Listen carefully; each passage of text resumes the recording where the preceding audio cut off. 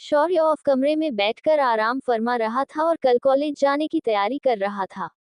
तभी उसे सिस्टम की आवाज सुनाई दी। शौर्य थोड़ा चौंक गया। अरे हो शौर्य बबुआ, हमको मिस तो नहीं किए? यूं का है ना, पिछले 2 दिनों से हम इंटरनेट पर भटक रहे थे। इस इंटरनेट पर हमको बहुत सारी जानकारी मिली। हमका तो बिल्कुल नहीं हो रहा है कि आज के समय में इन इंसानों ने इतनी तरक्की की है कि वे इतनी सारी जानकारी नेटवर्क पर स्टोर करके रखते हैं। Host, you know now I can speak almost all languages in the world. और तुम्हें पता है, मैंने अभी जो दुनिया का आकार है उसे देखा। मैंने बहुत कुछ नया सीखा, लेकिन मुझे एक बात का बुरा लगा। इन लोगों ने प्राचीन भारत के इतिहास को महज एक कहानी मानकर छोड़ दिया है। मुझे इस बात पर बहुत गुस्सा आ रहा है। तभी शौर्य, जिसने सिस्टम की बात सुनी, वह पहले तो बहुत खुश हुआ, फिर उसकी बकबक से उसका सिर दर्द करने लगा और बोला, सिस्टम, क्या तुम अपनी बकवास बंद करोगी? जो भी बोलना है सीधा मुद्दे की बात बोलो। तभी तलवार की आत्मा, जो अभी तक शांत थी, अचानक बोल पड़ी, या मास्टर, अपने सही कहा। देखो नादी कितनी बकबक करती है। मैं उसकी तरह बिल्कुल नहीं हूँ। मास्टर आप बताए, इतने दिनों में मैंने आपको एक बार भी डिस्टर्ब नहीं किया। जब शौर्य ने ये सुना तो वह बोला, तुम जो मेरे शरीर में मुफ्त में रह रही हो, पहले ये बताओ तुम्हारा असली नाम क्या है? अगर कोई नाम नहीं तो तुम्हें जो पसंद आए वह नाम बताओ, ताकि हम तुम्हारा नामकरण कर सके। और मुझे बार बार मास्टर कहना बंद करो, क्योंकि मैंने अभी तक तुम्हें स्वीकार नहीं किया और तुमने भी मुझे ऑफिशियली अपना मास्टर नहीं बताया। जब तलवार की आत्मा ने शौर्य की बात सुनी तो वह चुप हो गई, फिर कुछ सोच समझ कर बोली, वैसे तो मुझे संस्करण 107 कहा जाता है, लेकिन ये नाम मुझे बिल्कुल पसंद नहीं। अगर आप चाहे तो मुझे कोई अच्छा नाम दे सकते हैं, जैसे कि भवानी, तलवार, चंद्रहास, मुरामासा, ऐसा ही कोई ताकतवर नाम मुझे दे दीजिए। जब शौर्य ने ये सुना तो वह पहले चौंक गया, फिर बोला, क्या तुम भी इतने दिनों से नेटवर्क से जुड़ी थी? तुम्हें कैसे पता चला इन नामों के बारे में? तभी हड़बड़ाकर तलवार की आत्मा बोली, नहीं, ऐसी कोई बात नहीं है। मैं तो बस दी की मेमोरी पढ़ रही थी। मैं नेटवर्क से जुड़ नहीं सकती। अच्छा तो ठीक है, तुम पहले मुझे अपना मास्टर बनाओ तो मैं तुम्हें एक अच्छा नाम दूंगा। शौर्य ने उसे कहा। तभी तलवार की आत्मा बोली, मास्टर, मैं आपको अपना मालिक बना सकती हूँ, लेकिन उसके कुछ साइड इफेक्ट्स हो सकते हैं। आप पूरी तरह खून के प्यासे बन सकते हैं और मारकाट करना शुरू कर सकते हो। कभी कभी आपकी ब्लड लस्ट इतनी बढ़ जाएगी कि आप अपने आप को नियंत्रित नहीं कर पाओगे। तभी सिस्टम बोली, होस्ट को इस बात की चिंता करने की जरूरत नहीं है। भैरव साधना करने वाले पहले ही ब्लड लस्ट पर काबू पा चुके होते हैं। और रही बात मार काट करने की, तो होस्ट तो नॉर्मली भी लोगों को मारे बिना छोड़ते नहीं। जब तलवार को आत्मा ने सुना तो वह तुरंत शौर्य के शरीर से बाहर आई। शौर्य के सामने एक काले रंग की तलवार हवा में तैरने लगी। तभी शौर्य ने हमेशा की तरह अपनी उंगली पर कट लगाया और कुछ खून की बूंदें तलवार पर डाल दी। बूंद गिरते ही तलवार का रंग धीरे धीरे काले से लाल होने लगा। अंत में पूरी तलवार खून की तरह लाल बन गई। फिर शौर्य ने उसे अपने हाथ में पकड़ा तो उसे उस तलवार के साथ एक कनेक्शन महसूस हुआ। शौर्य ने उसे हाथ में पकड़ते ही उसे एक नाम सूझा। वह बोला, रक्त सम्राज्ञी, यानी ब्लड एम्प्रेस। आज से तुम्हारा नाम रक्त सम्राज्ञी होगा। जब शौर्य ने ये कहा, अचानक तलवार की आत्मा तलवार से बाहर आए और एक लाल रोशनी के साथ इस आत्मा का आकार बढ़ने लगा। पहले जो एक छोटी लड़की की तरह दिख रही थी, अब वह एक 20 साल की जवान और बेहद खूबसूरत लड़की बन चुकी थी। उसके आंखों में एक अजीब ही जादू था।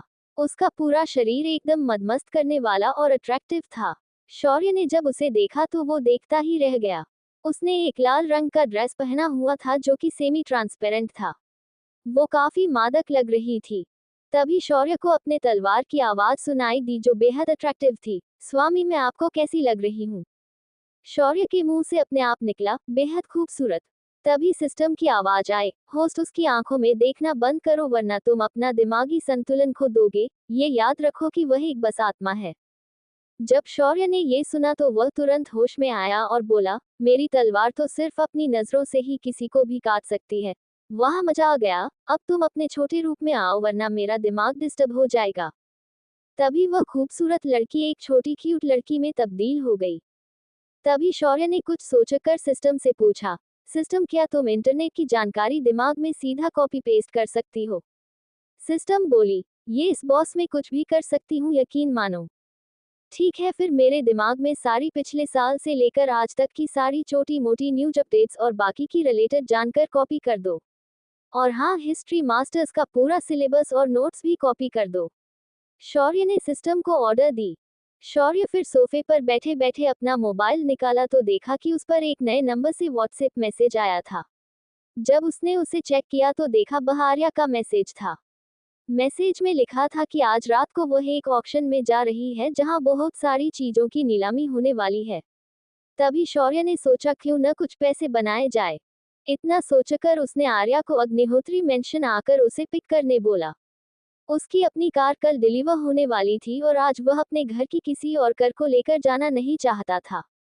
शौर्य अपने सोफे पर बैठकर मोबाइल में गेम्स खेल रहा था, तभी दरवाजे पर नॉक हुआ तो उसने तुरंत दरवाजा खोल दिया तो देखा सामने सिया खड़ी थी। सिया ने शौर्य को देखकर घबराते हुए पूछा, क्या मैं आपसे कुछ बात कर सकती हूँ? शौर्य ने उसे देखकर हाँ में गर्दन हिलाए और उसे अंदर आने का इशारा किया। सिया अंदर आए और सोफे पर बैठ गई। फिर उसने झिझकते हुए पूछा, क्या क्या आप आर्या से सच में शादी करने वाले हैं? जब शौर्य ने ये सुना तो उसके ओंठों के कोने थोड़े कांपने लगे। उसे पता नहीं क्यों थोड़ा गुस्सा आ रहा था तो वह बोला, क्या तुम ये पूछने के लिए आए हो? तभी सिया बोली, नहीं नहीं ऐसी बात नहीं है, मैं तो बस आपसे ऐसे ही पूछ रही थी, मैं तो यहाँ आपसे किसी और बात पर बात करने आई थी। अच्छा, ठीक है, वैसे तो हमारी कल सगाई हो चुकी है और 1 साल बाद शादी हो जाएगी। ऐसा कहते हुए शौर्य ने अपने हाथ में पहनी हुई रिंग सिया को दिखाई। इस वक्त वह एक सच्ची स्माइल दिखा रहा था। आज पहली बार वह अपने बहन के साथ अपनी कोई बात शेयर कर रहा था। सिया ने भी देखा कि उसका भाई कितना मासूम है और उसकी स्माइल बिल्कुल ओरिजिनल है। वह सोचने के लगी कि पिछले 20 सालों में उसके भाई के साथ बहुत नाइंसाफी हुई है। वह खुद को भी इस बात पर दोषी समझने लगी थी। वह अपने जगह से उठी और अपना सिर झुकाकर अचानक बोली, भैया मुझे माफ कर देना, मैं कभी आपको समझ नहीं पाई और मैंने आपके साथ बुरा बर्ताव किया था, मुझे माफ कीजिए। जब वह ये बात बोल रही थी तो उसके आंखों में आंसू थे जो नीचे फर्श पर टपक रहे थे। शौर्य ने भी उसके दिल का दर्द महसूस किया और बोला, पगली भाई तुम्हारा इसमें माफी मांगने वाली कौन सी बात हुई? मैंने सभी से रिश्ते तोड़े हैं लेकिन अपनी बहनों से नहीं। प्रिया और जिया से भी मैंने रिश्ते नहीं तोड़े। बस ये याद रखो कि तुम्हारा ऐसा भाई भी है जो तुम्हारे लिए पूरी दुनिया से लड़ सकता है। जब सिया ने ये सुन तो वह उछल के शौर्य के गले लग गई और फूट फूट कर रोने लगी। उसकी सारी गलतियां माफ हो चुकी थी, उसे अपना भाई मिल गया था, उसके सारे गीले सिकवे उन आंसुओं के साथ मिट गए थे। शौर्य की आंखें भी नाम हो गई थी। वह भी मन ही मन में खुश हुआ था। आज पहली बार उसे एहसास हुआ कि उसे कोई तो है जो उसके लिए रोएगा। उसे एक भावनिक आधार मिल चुका था। तभी सिया बोली, भैया मैंने सुना है आपका भी एडमिशन संत जेवियर्स में हुआ है। क्या ये सच है? शौर्य ने तुरंत कहा, हाँ ये सच है, आज सुबह ही मेरा एडमिशन वहां पर हुआ है। लेकिन तुम मुझे ऐसा क्यों पूछ रही हो? ये तो बड़ी खुशी की बात है, फिर हम दोनों साथ में कॉलेज जाएंगे, मैं भी तो वहां अपनी बीटेक कर रही हूँ। अब मुझे आपके होते हुए कोई तंग नहीं करेगा। तभी अचानक शौर्य को ऐसा महसूस हुआ कि उसके बहन को कोई तंग कर रहा है और इसीलिए उसकी भावना एकदम से उसे महसूस हुई। तो उसने एकदम सर्द आवाज में कहा, सिया क्या कोई तुम्हें कॉलेज में तंग करता है? क्या उनकी इतनी हिम्मत कि मेरे बहन को तंग करे? जब सिया ने ये सुना तो पहले वह घबरा गई, लेकिन जब उसे शौर्य का अभी बदला हुआ अंदाज याद आया तो वह बोली, भैया वो एक लड़की है जो मेरी कंपटीटर है, वो हमेशा मुझसे खुद को कंपेयर करते रहती है। लेकिन कुछ महीनों पहले उसने एक अमीर घर के लड़के को फंसा लिया है और अब उसके साथ मिलकर वह मुझे हमेशा तंग करते रहती है। लास्ट टाइम तो उसने हद कर दी, अपने बॉयफ्रेंड को कहकर उसने मेरा प्यार कॉलेज के सामने मजाक उड़ाया। तभी शौर्य, जिसका गुस्सा पूरी उड़ान पे था, खुद को एकदम कंट्रोल करते हुए बोला, डोंट वरी, बस मुझे उसका नाम बता दो। जब सिया को लगा कि उसके भाई को बिल्कुल भी गुस्सा नहीं आया तो उसने ऐसे ही कह दिया, उस लड़की का नाम अनिका शर्मा है और उस लड़के का नाम निखिल मंडोरा है। जब शौर्य ने ये सुना तो तुरंत उसका गुस्सा उसके चेहरे पर उभर आया, अब बस वह फटने ही वाला था, उसे इतना ज्यादा गुस्सा आ रहा था। तभी उसके सामने उसके सिस्टम ने स्क्रीन प्रेजेंट की जो सिर्फ उसे ही दिख सकती थी। उसे स्क्रीन पर अनिका और निखिल की पूरी कुंडली दिखने लगी। शौर्य ने उसे ध्यान से पढ़ा और फिर एक शैतानी मुस्कान के साथ बोला, बहना तुम अब कोई चिंता मत करो, कल वो दोनों अपने घुटनों पर बैठकर तुम्हारी माफी मांगेंगे। अगर उन्होंने ऐसा नहीं किया तो मैं उन्हें खत्म कर दूंगा। सिया, जिसने देखा कि शौर्य बहुत गुस्से में है और वह एकदम लाल हो चुका था। रूम का तापमान गिरने लगा था। सिया को एकदम घुटन सी महसूस होने लगी थी। उसने धीरे से पूछा, भाई आप गुस्सा हो क्या? जब शौर्य ने सिया की आवाज सुनी तो वह तुरंत होश में आया और बोला, नहीं सिया, मैं तुम्हारे ऊपर गुस्सा नहीं हूँ। चिंता न करो, सब ठीक हो जाएगा। उसके बाद उन्होंने इधर उधर की बातें की। सिया ने उसे कॉलेज के बारे में बताया और कई नई चीजें जो कॉलेज में करने मिलेगी सब बताया। शौर्य आज बहुत खुश था। उसके साथ आज पहली बार कोई अपना इतना खुलकर बात कर रहा था। कब रात हुई उन्हें पता ही नहीं चला और अग्निहोत्री मेंशन के सामने एक कार आकर रुकी और उसमें से आर्या बाहर आई।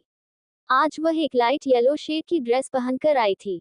ये ड्रेस इंडियन और वेस्टर्न स्टाइल एक अनोखा कॉम्बिनेशन थी। इस ड्रेस में वह बेहद खूबसूरत लग रही थी। उसने एक लाइट मेकअप किया था। उसके हाथ में उसकी ब्लड रेड रिंग और उसके गले में उसका नेकलेस उसे और अधिक खूबसूरत बना रहा था। जब वह जल रही थी तो उसके पायल एक मधुर ध्वनि प्रकट कर रही थी। जब सभी ने आर्या को देखा तो वह थोड़ा हैरान हो गए। दीनानाथ जो सोफे पर बैठे थे उन्होंने पूछा, क्या बात है आर्या बेटा, तुम इस वक्त यहाँ कैसे? आर्या ने दीनानाथ को प्रणाम किया और शरारत भरी मुस्कान के साथ बोली, मैं अपने होने वाले पति को लेने आई हूँ। अग्निहोत्री मेंशन में आर्या शौर्य को लेने पहुंच चुकी थी। उसके सामने दीनानाथ बैठे थे और आर्या ने उन्हें बताया कि वह उसके होने वाले पति को लेने आई है। जब दादाजी ने ये बात सुनी तो वह थोड़ा हैरान हुए और बोले, हाँ, तुम हमें बातों में फंसाने में उस्ताद हो, लेकिन इस घर में 3 लड़के हैं, तुम किसे अपना पति बनाना चाहती हो? तभी आर्या बोली, चलो आपको अब ये मालूम है कि यहाँ 3 लड़के हैं। मुझे लगा आप बोलेंगे कि यहाँ सिर्फ 2 लड़के हैं। खैर छोड़िए, मैं यहाँ शौर्य को लेने आई हूँ। परसों ही मेरी सगाई हुई है उसके साथ। आर्या अपने हाथ में पहनी रिंग दिखा रही थी। आर्या की बातों में दीनानाथ को उसने ताना मारा था और साथ में अपनी सगाई की बात भी बताई थी। तभी शौर्य अपने कमरे से निकलकर हॉल में आ चुका था। जब शौर्य ने आर्या को देखा तो उसके दिल में भी घंटियां बजने लगी थी। उसका मन बोल रहा था, जब से मैं वापस आया हूँ मेरे हर तरफ खूबसूरत लड़कियां घूम रही है, साला लाइफ हो तो ऐसी। तभी सिस्टम में उसे टॉन्ट मारा, आहा होस्ट, ज्यादा सपने मत देखो, खूबसूरत लड़कियां हमेशा मुसीबत भी लेकर आती है। वो क्या कहते हैं, फैमी फैटल। जब सिस्टम की बात सुनी तो उसके कदम डगमगा गए और उसने एक लाचारी भरी मुस्कान दी। जब शौर्य आर्या के पास आया तो बोला, मैंने तुम्हें इंतजार तो नहीं करवाया। Sorry for that. आर्या ने उसके हाथ में अपना हाथ डाला और बोली, इट्स ओके, चलो अभी जल्दी से, हम देर हो रही है। ठीक है चलो फिर, वरना ऑक्शन शुरू हो जाएगा और हम कुछ चीजें मिस कर जाएंगे। इतना कहकर शौर्य उसके साथ उसकी कार में बैठकर निकल गया। दादाजी जो सगाई की बात सुनकर सदमे में थे वह बेबसी से मुस्कुराए और बोले, गीता क्या तुमने देखा, शौर्य की सगाई हुई है, वो भी तुम्हारे पसंद की लड़की के साथ। इस पूरे परिवार ने तुम्हें नाराज किया है लेकिन उस लड़के ने इस परिवार को अपनी औकात दिखा दी है। इधर शौर्य और आर्या कुछ मिनटों में ऑक्शन हाउस पहुंच गए थे। आज का ऑक्शन शहर के सबसे बड़े हेवन हॉल में रखा था। इस ऑक्शन में सिर्फ गिने चुने अमीरों को स्पेशल इनविटेशन देके बुलाया था। राणा फैमिली भी इसमें शामिल थी और अग्निहोत्री परिवार को इसका इनविटेशन मिला था, लेकिन शौर्य के छोटे चाचा इसमें नहीं आ पाए थे क्योंकि उनके हिसाब से एंटीक का ऑक्शन एक पैसों की बर्बादी थी। ऑक्शन गेट पर गार्ड ने सभी के इनविटेशन चेक करके उन्हें अंदर छोड़ा था। आर्या और शौर्य भी अंदर वीआईपी सेक्शन में पहुंच गए थे। तभी एक बला की खूबसूरत औरत उनके पास आई। उस औरत ने एक नीले रंग का रिवीलिंग गाउन पहना था। उस ड्रेस में एक स्लिट लगी हुई थी जो उसके कमर से लेकर उसके पैरों तक जा रही थी। उसके गले के नीचे का हिस्सा लगभग खुला था। उस औरत की पीठ पूरी तरह खुली थी। वह ड्रेस उसके शरीर के साथ एकदम चिपकी हुई थी। उसकी चाल एकदम मादक थी और वह बड़े बड़ों के दिल को हिलाकर रख रही थी। शौर्य ने इस औरत को देखा तो वह बड़बड़ाया, क्या हमारे देश में इतनी गरीबी आई है कि लोग ऐसे कपड़े पहनकर अपनी गरीबी दिखाते हैं? शौर्य की बात आर्या ने सुनी और उसने उसके हाथ को जोर का झटका दिया और बोली, चुप रहो, ये इस ऑक्शन की ऑर्गेनाइजर है। इसके कनेक्शन बहुत ऊपर तक है। तभी उस औरत ने हाथ बढ़ाकर आर्या को ग्रीट किया और बोली, वेलकम मिस राणा, आपका हमारे इस छोटे से ऑक्शन में स्वागत है। Oh thank you miss Shanaya, मुझे आपसे मिलकर बहुत खुशी हुई। तभी आर्या शौर्य का परिचय करते हुए बोली, ये मेरे मंगेतर है, शौर्य, जो आज ये ऑक्शन देखने आए हैं। शनाया ने शौर्य को जज करते हुए ऊपर से नीचे तक देखा और हाथ आगे करके बोली, हेलो मिस्टर शौर्य, आपका स्वागत है इस ऑक्शन हाउस में। शौर्य ने तुरंत अपने हाथ जोड़े और उसे नमस्कार करते हुए बोला, जी धन्यवाद श्रीमती शनाया, ये तो हमारे भाग्य है जो हमारी आपसे भेंट हुई। शौर्य की हरकत देखकर शनाया और आर्या चौंक गई, लेकिन शनाया ने खुद को संभाला और तुरंत अपने हाथ जोड़ लिए और शौर्य को नमस्कार किया। तभी शौर्य आगे बोला, श्रीमती शनाया, अगर मैं आपको एक एंटीक दूं तो क्या आप उसे ऑक्शन में ऐड कर सकती है? मुझे लगता है कि मेरी चीज आपके ऑक्शन में 4 चांद लगा देगी। शनाया, जो पहले से ही उसे श्रीमती बोलने पर नाराज थी, वह थोड़ा चिढ़कर बोली, ओह अच्छा, ऐसी क्या चीज है आपके पास? अगर वह कोई खास वास्तु होगी तो मैं उसे ऑक्शन में जरूर रखूंगी। तभी शौर्य ने अपने पॉकेट में हाथ डाला और एक चीज बाहर निकाली। उसके हाथ में एक लाल रंग की प्राचीन सील थी। उस सील पर कुछ मंत्र उकेरे गए थे।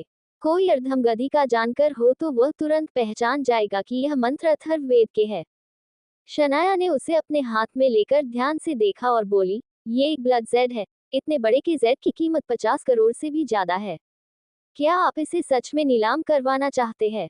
शौर्य ने हाँ में अपना सिर हिलाया और बोला, ये सिर्फ एक ब्लड जेड नहीं है, इसके ऊपर अथर्ववेद के मंत्र उकेरे गए हैं और यह हजारों साल पुराना है।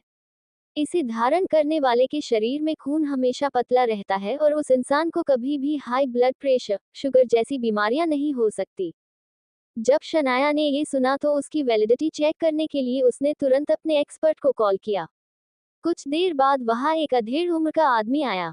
जब शौर्य ने उसे देखा तो शौर्य चौंक कर बोला, अरे सर, आप यहाँ कैसे? उस आदमी ने शौर्य को देखा तो बोला, शौर्य, तुम भी यह ऑक्शन के लिए आए हो? मैं यहाँ पर एंटीक को जांचने का काम करता हूँ, तो क्या ये जेड तुमने लाया है? ओह, तो ये बात है। जी सर, मैंने ही इस जेड को लाया है, शौर्य ने विनम्रता से कहा। ये शौर्य के कॉलेज के हिस्ट्री डिपार्टमेंट के एचओडी प्रोफेसर वर्मा थे।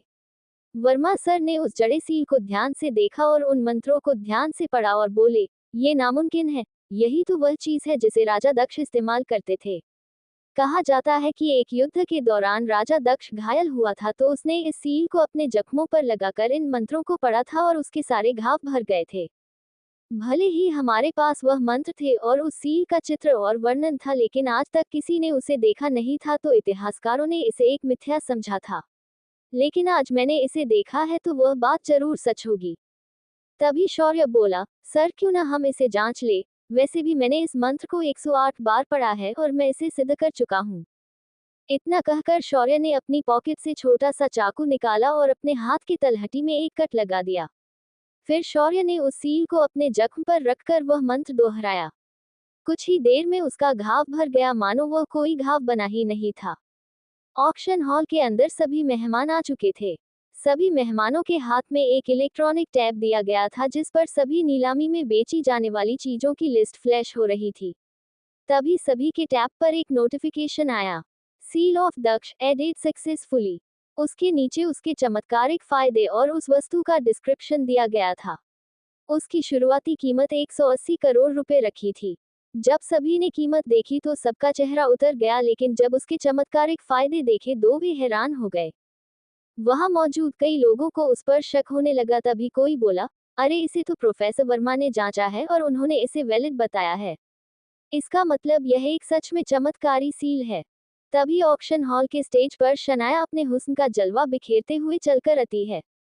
उसे देखते ही सारा हॉल सिर्फ उसे ही देखने लगता है। तभी शनाया अपनी मादक नजरों से सबको देखती है और बोलती है, लेडीज एंड जेंटलमैन, मैं आप सभी का इस ग्रैंड ऑक्शन में स्वागत करती हूँ। आज इस ऑक्शन में कई रिकॉर्ड टूटने वाले हैं, साथ ही साथ कई रिकॉर्ड बनाने वाले हैं। आज यहाँ कई स्पेशल आइटम बिकने वाले हैं, तो दिल थाम के बैठिए और दिल खोल कर बोली लगाए, क्या पता आपकी किस्मत चमक जाए और आपको आपकी पसंद की चीज आज मिल जाए। इतना कहकर उसने सभी ऑडियंस को एक बार फिर देखा और अपने ओठों से एक कामुक मुस्कान बिखेर दी। फिर वह उत्सुकता से बोली, आज के इवेंट का पहला आइटम है लेडी इन ब्लू का डायमंड नेकलेस, जिसे 12वीं शताब्दी में नीदरलैंड की रानी के लिए भारत से बनाकर भेजा था। इस हार पर की गई बारीक कारीगरी हाथ से की गई है और इसके जैसा इस दुनिया में कोई और हार नहीं हो सकता। इसकी कीमत सिर्फ 50 लाख रुपए है। आप अपनी बोली काम से काम 1 लाख से बढ़ा सकते हैं। तो शुरू करते हैं आज का मोस्ट अवेटिंग इवेंट।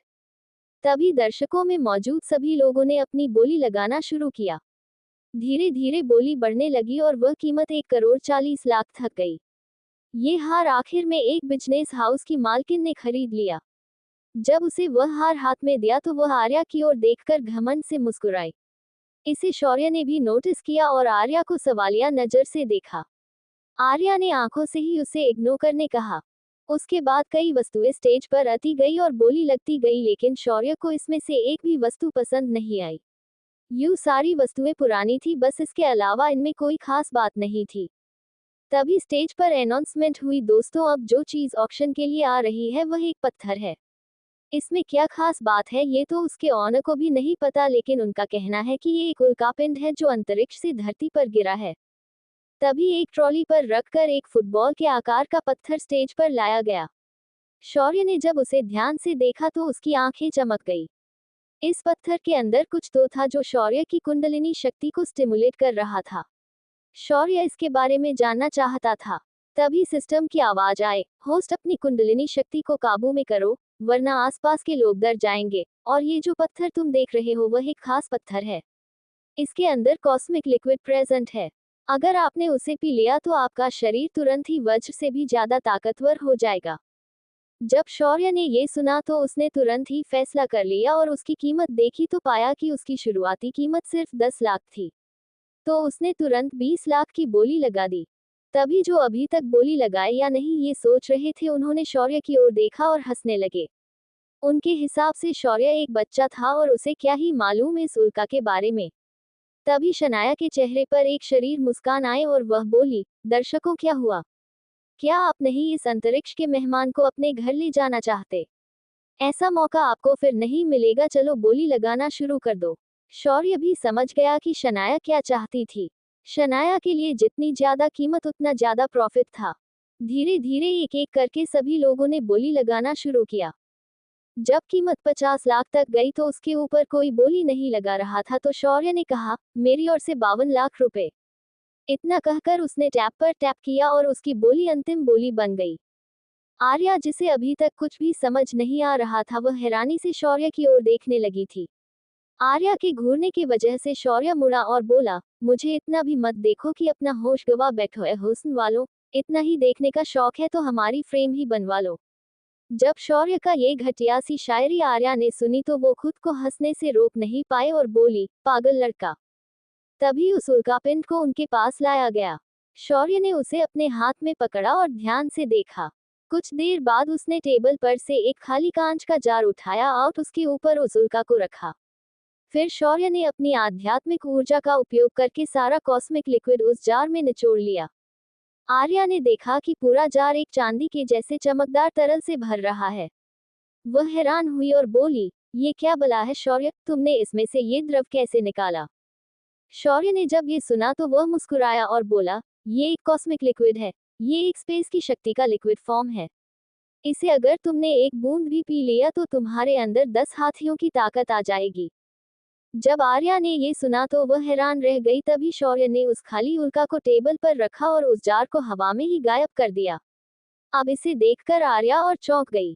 तभी शौर्य उसे बोला, अभी कुछ मत पूछना, मैं तुम्हें ऑक्शन के बाद सारी बातें बताऊंगा। आर्या ने भी हाँ में अपना सिर हिलाया और वह चुप हो गई। इधर ऑक्शन बड़े ही जोर शोर से आगे बढ़ रहा था। आखिर में उसके ब्लड जेड सील की बारी आई। तभी एक आदमी बोला, क्या हम इस ब्लड जेड सील का चमत्कार अपने आंखों से देख सकते हैं? तभी शनाया बोली, हाँ, पर उसके लिए ये मंत्र आपको पढ़ने आना चाहिए। अगर आप इसे नहीं पढ़ पाए तो फिर ये आपके किसी काम का नहीं। हाँ, अगर यहाँ कोई है जिसने ये मंत्र पहले ही सिद्ध किया हुआ है वह इसे आजमा सकता है। सभी लोग एक दूसरे को देखने लगे। तभी एक बूढ़ा आदमी उठा और बोला, बेटा, मैंने इसे पहले ही सिद्ध किया है, क्या मैं इसकी शक्ति परख सकता हूँ? जी जरूर, प्लीज आप ऊपर आइए। शनाया ने उन्हें आदर से स्टेज पर बुलाया तो वह आदमी उस सील के पास गया और उसने एक चाकू उठाकर अपने हाथ में एक गहरा कट लगाया। उसके बाद उसने उस सील को हाथ पर पकड़कर मंत्र को आंखें बंद करके दोहराया। कुछ ही सेकंड्स में पूरी जख्म भर गई। जब लोगों ने ये देखा तो शोर मचाना शुरू किया। चाहे कुछ भी हो जाए, मैं ये भाषा सीखकर इस मंत्र को सिद्ध करने के बाद इसे इस्तेमाल कर पाऊंगा। बस मुझे ये सील चाहिए। कुछ ही मिनटों में बोली 150 करोड़ से लेकर सीधा 500 करोड़ तक गई, लेकिन वह रुक नहीं थी। इतनी देर से जो परिवार के प्रतिनिधि अपने से बड़े परिवारों की इज्जत कर रहे थे, अब उन्होंने वह सब छोड़ दिया और एक दूसरे के खिलाफ खड़े हो गए। कुछ लोगों ने तो अपनी पूरी प्रॉपर्टी दांव पर लगा दी। यहाँ अंदर ऑक्शन हाउस में हंगामा मचा हुआ था। शनाया जो बढ़ती कीमतों के साथ और एक्साइटेड होकर बोल रही थी, वहीं बाहर सोशल मीडिया पर अचानक हंगामा मच गया। किसी ने ये पूरा इवेंट उस सील के चमत्कारिक इफेक्ट को दिखाते हुए रिकॉर्ड करके पोस्ट किया और बाकी का इवेंट लाइव स्ट्रीम कर दिया। इस वजह से पूरे इंटरनेट पर खलबली मची हुई थी। तभी यह पोस्ट किसी बड़े बिजनेस हाउस के नज़र में आई और उनका रिप्रेजेंटेटिव तुरंत ऑक्शन हाउस में आया। उसने अपनी बोली सीधे 650 करोड़ कर दी। ये बोली सुनकर वहां मौजूद लोग चुप हो गए। तभी एक और आदमी सूट पहने हुए अंदर आया और बोला, राजावत परिवार 800 करोड़ की बोली लगता है। तभी दूसरी ओर से आवाज आई, सिसोदिया परिवार 900 करोड़ की बोली लगाता है। 1000 करोड़ की बोली गायकवाड़ परिवार की ओर से, 1200 करोड़ की बोली राठौड़ परिवार की तरफ से, 1500 करोड़ ओबरॉय कॉरपोरेशन की तरफ से, 1800 करोड़ रायजादा परिवार की तरफ से। तभी आवाज आई, 2000 करोड़ डिफेंस मिनिस्ट्री की तरफ से। ये सुनते ही किसी और ने बोली नहीं लगाई। आखिर अगर ऐसी चीज आर्मी को मिल जाए तो फिर घायल लोगों को जल्दी ठीक किया जा सकता था। और देश की सुरक्षा इन बड़े परिवारों की सुरक्षा थी। सभी ने अपने कदम पीछे लिए और एक आदमी यूनिफॉर्म पहने एक सोल्जर स्टेज पर आया। उसने अपने हाथ में लाया ब्रीफकेस खोला और उसके अंदर रखे एक स्पेशल लैपटॉप से 2000 करोड़ ऑक्शन हाउस के नाम पर ट्रांसफर कर दिए। शौर्य ने जब ये देखा तो वह मन ही मन में खुश हुआ और उसने शनाया को कहकर उस आर्मी ऑफिसर से मिलने की इच्छा जताई। इसी इवेंट के साथ पूरा ऑक्शन इवेंट खत्म हो गया। शौर्य और आर्या इसके बाद अपना पेमेंट क्लियर करने शनाया के पास आए। तभी उसके साथ वह आर्मी ऑफिसर खड़ा था। शौर्य ने सबसे पहले जाकर उससे हाथ मिलाया और अपना परिचय करवाया। उस ऑफिसर ने भी अपना नाम बताकर अपने रैंक के साथ अपना परिचय करवाया। उनका नाम राघव शेरगिल था और वह स्पेशल फोर्सेज में एक मेजर थे। शौर्य ने शनाया की ओर देखा और कहा, श्रीमती शनाया, क्या आप आर्मी द्वारा दिए गए सारे पैसे वापस कर सकती है? आप चाहे तो आपका जो भी कमीशन होगा निकाल कर रख सकती है। जब शनाया और राघव ने ये सुना तो वह दोनों हैरान होकर शौर्य को देखने लगे। तभी शौर्य बोला, ये सील मेरी थी और मैं इसे देश के आर्मी के लिए एक गिफ्ट की तरह देना चाहता हूँ। मैं अपने देश की रक्षा करने वाले लोगों से पैसे कैसे ले सकता हूँ? शौर्य की बात सुनकर आर्या ने भी उसका साथ दिया। तभी मेजर गौरव बोले, मिस्टर शौर्य, मैं आपके भावनाओं को समझ सकता हूँ, लेकिन मैं ऐसा नहीं कर सकता। मेरे लिए ये एक मिलिट्री कमांड थी और मुझे कीमत बढ़ाने की परमिशन थी पर घटाने की नहीं थी। शौर्य भी उनकी बात समझ गया तो उसने अपनी जेब से 2 बोतलें निकाली जिनमें एक नीले रंग का लिक्विड था। शौर्य ने एक बोतल राघव को दी और बोला, राघव सर, मैं आपकी बात समझ सकता हूं पर मुझे अपने देश की तरफ से पैसे लेना अच्छा नहीं लग रहा। इसी बात पर मैं आपको ये लिक्विड देना चाहता हूं। चिंता मत कीजिए, ये सिर्फ एक एनर्जी वाटर है। इसे पीने के बाद आपके शरीर में ताकत की मात्रा बढ़ जाएगी और आपके अंदरूनी घाव भर जाएंगे। इसे आपको मेरे सामने पीना होगा। जब राघव ने ये बात सुनी तो उसने एक झटके में सारी बोतल खाली कर दी। कुछ ही देर में उसका शरीर गर्म हुआ और फिर उसका अंदरूनी चोटों का दर्द गायब हो गया। उसकी ताकत पहले से कई गुना बढ़ गई। ये सारे बदलाव देखकर राघव बहुत खुश हुआ और बोला, मिस्टर शौर्य, आप तो कमाल के इंसान हैं। ये पानी जो मैंने पिया इसने मेरे सारे घाव ठीक कर दिए। जिस चोट की वजह से मैं अगले महीने वॉलंटरी रिटायरमेंट लेने वाला था, अब वो गायब हो गई है। सच में आप तो जादूगर निकले। शौर्य ने बेपरवाही से अपना हाथ हिला दिया और बोला, अगर ये लिक्विड आपके शरीर पर काम करता है तो ये सभी के शरीर पर काम करेगा। मैं आपके आर्मी को ऐसी 1000 बोतल हर महीने दे सकता हूँ, लेकिन ये एक बिजनेस होगा और सैंपल के लिए आप ये बोतल साथ ले जा सकते हैं।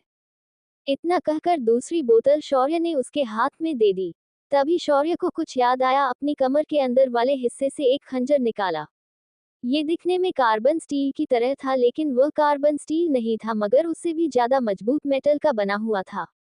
उसके धार वाले हिस्से पर एक हरी रोशनी चमक रही थी। शौर्य ने उस चाकू को टेबल पर रहे सेब पर रखा और वह सेब तुरंत गल गया। ये देखकर राघव बुरी तरह हैरान हो गया। तभी शौर्य बोला, आप सेना में एक मेजर हैं, तो अगर आपकी नज़र में कोई ऐसा होनहार सैनिक हो जो इसके लायक हो तो उसे ये अवार्ड की तौर पर दे देना और मुझे इसके कोई पैसे नहीं चाहिए। जब राघव ने ये सुना तो वह शौर्य से बहुत इम्प्रेस हुआ। उसने तुरंत सारी चीजें अपने बैग में रखी और वहां से चला गया। इधर शनाया छोटी बच्ची की तरह शौर्य को घूर रही थी, तो शौर्य ने उसे हल्की आंख मार दी और आर्या की ओर मुड़ गया।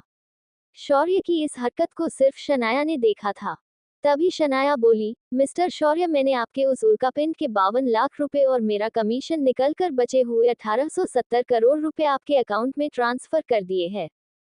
शौर्य के चेहरे पर एक बड़ी मुस्कान आई और वह आर्या को देखते हुए बोला, आर्या देखो, मेरे पास तुम्हारे कंपनी के टर्नओवर के 50 गुना ज्यादा पैसा है, तो क्या कहती हो कल ही कर ले शादी। तभी आर्या का चेहरा लाल हो गया और उसने इतराते हुए कहा, पहले अपनी उम्र तो हो जाने दो, अभी हम दोनों 20 साल के हैं, हम शादी तो इतनी जल्दी नहीं कर सकते।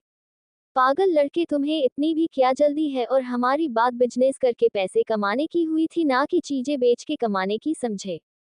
अब इन पैसों से अपना छोटा सा बिजनेस स्टार्ट करो, फिर मेरे कंपनी के साथ प्रॉफिट में कंपैरिजन करना, समझे। शनाया भी इस बात पर हंस पड़ी और कुछ नहीं बोल पाई। इसके बाद शौर्य और आर्या ऑक्शन हाउस से बाहर आने लगे, तभी एक औरत और एक आदमी उनके सामने आए, जिन्हें देखकर आर्या थोड़ी सहम गई। शौर्य ने जब इन दोनों को देखा तो उसे कुछ याद आया और अपने मन में बोला, ये तो वही है ना जो लोग सिया को कॉलेज में परेशान कर रहे थे। फिर उसके चेहरे पर एक शैतानी मुस्कुराहट आ गई। अब क्या करने वाला था शौर्य इन दोनों के साथ? क्या शौर्य इन्हें सिया को परेशान करने के लिए सबक सिखा पाएगा? इन्हें देखकर आर्या क्यों सहम गई थी? इन सभी सवालों का जवाब जानने के लिए बने रहिए हमारे साथ।